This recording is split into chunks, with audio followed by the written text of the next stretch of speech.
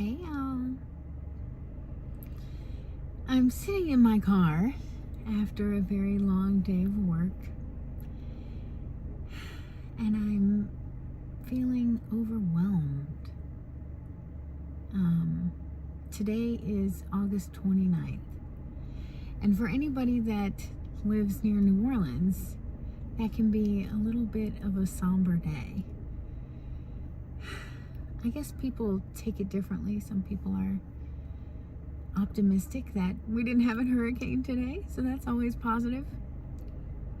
And some people feel like the city is coming back and there's positive things. Like, I drove under the bridge and there's these fancy new lights, and there's festivals again and music again, and parts of the city that are back and better than ever and repopulated. And I don't even think what I'm sad about is missing part of my city, because I never have felt like New Orleans is my city. I've always felt like I'm a bit of a gypsy and a nomad, and I like to travel around and see new things. But I was very young for Hurricane Katrina. I was married and I had 2 kids. My youngest kid was 5 months old at the time, and my oldest was only 2. And it was a very difficult time. I had this newborn baby and lived in a hotel room for months and couldn't come back to my home, and my family was scattered everywhere and couldn't get in touch with people, didn't know if you had a home to go home to. And I keep seeing all these stories and reliving all these memories of how scary it was. And every year I think it's going to get a little bit easier, and it's going to be better to cope through that. I asked my kids, like, what do y'all remember about hurricanes? Because August 29th is a very popular day for hurricanes. I think we've had like 5 on that date. And every time the end of August rolls around, I think everybody in the city's stomach turns a little bit, and we get worried about, is it going to happen again? Are we going to have to evacuate? It's very, very stressful. Very, very stressful. I don't know why I live here. I really don't. I have no idea why I put up with this shit.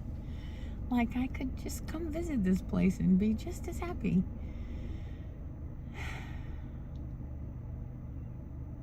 Because I think, in truth, anywhere I went, I would still have these memories, and I would still have this, it's almost like, I guess I could convey it to like an echo resonance of a day, where you just feel this energy shift of fear and sadness and stress and all the anxiety of the unknown and what's going to happen and what could happen. And all these years later, it's been 19 years, and I still feel the same way. I still get nervous on August 29th. I hate this day. I don't like this day at all.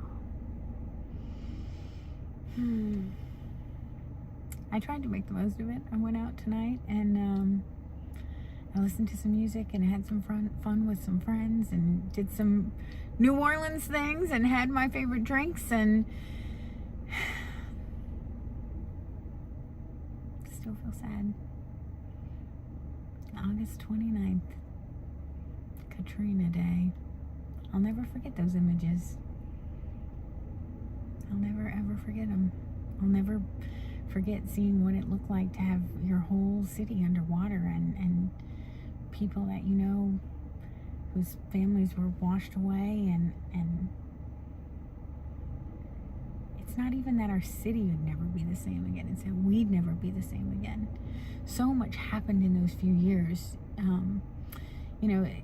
Hurricane Katrina happened in 2005, and 9/11 happened in 2001. I mean, it was like our whole world changed around those times. And I was in my early 20s, and it shaped so much of my adulthood. And being a young mother, it was almost like I was busy raising kids, and I didn't get to process all those things and figure out how that changed what it looked like to be an American, what it looked like to live in Louisiana, what it looked like to...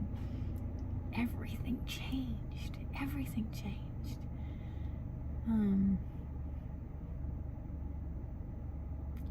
You don't go back to the same after that.